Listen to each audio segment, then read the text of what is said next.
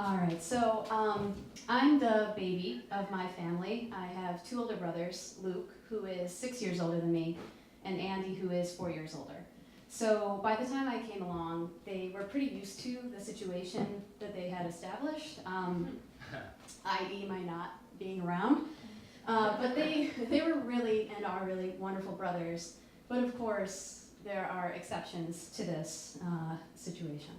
So when I was 5 and they were 11 and 9, we got a Nintendo gaming system.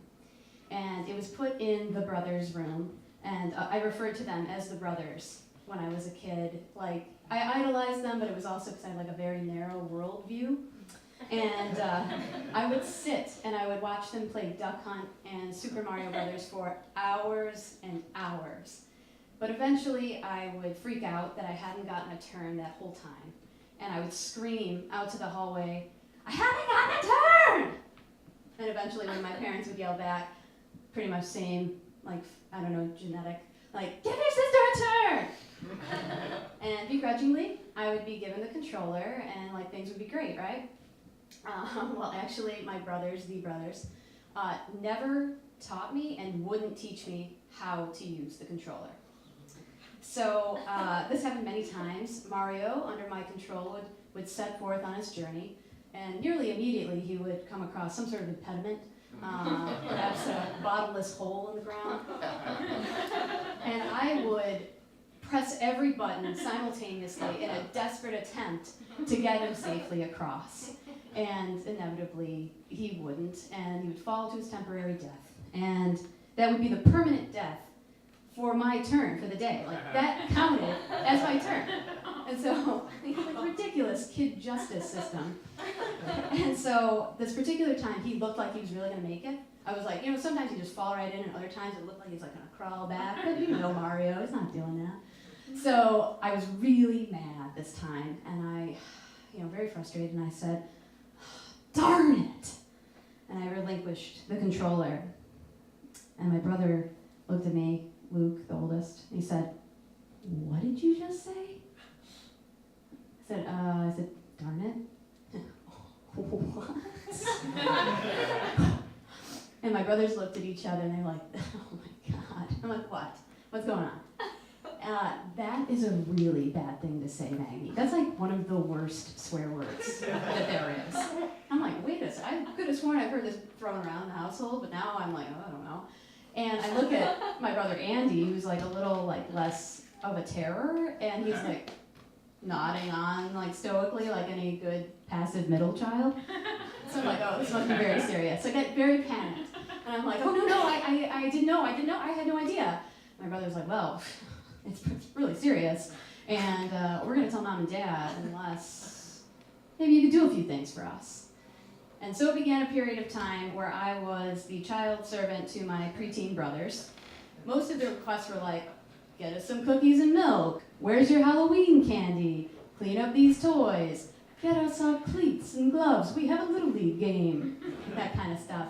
And I was really mad at them, but the prospect of them telling my parents this horrible thing I had said, is like the disappointment they would feel. It just loomed so large, and I couldn't say anything. So about 4 days into this situation, I was attempting to make them some sandwiches they had requested.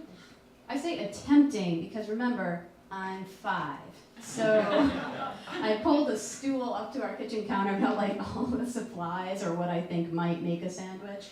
And my mom comes in and she's like, "What are you doing? What are you doing right now?" And I was like, and that's all it took. I broke. It was a very brief interrogation.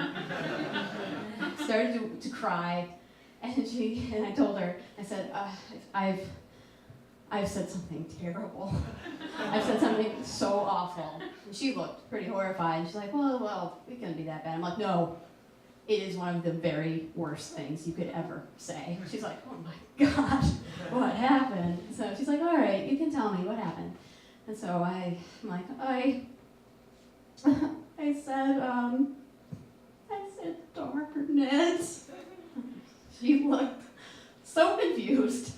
It was like, I looked at her I'd never seen her look so dumbfounded, and it was like a fuse had blown. I was like, oh, this is worse than I even imagined. Like, I thought, oh my God, like I broke her brain, and I said the worst thing ever, I'm the worst child there is.